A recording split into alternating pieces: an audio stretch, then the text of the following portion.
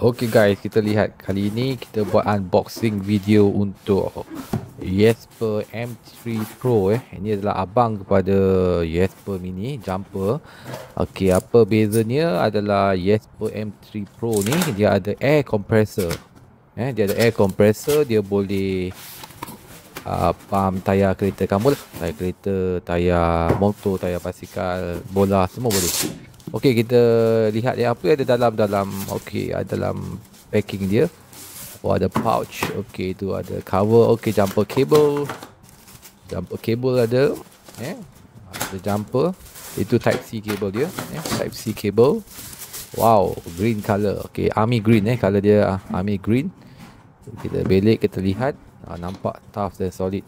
Cable dia type C standard macam Android punya. Sudah jumper cable dia, smart jumper cable.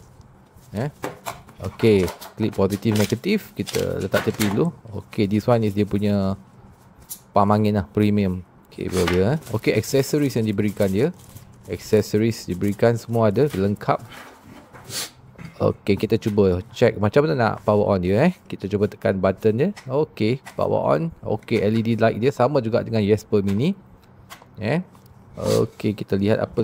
Okay, kita try masukkan kabel pump angin dia. Okay, on kan.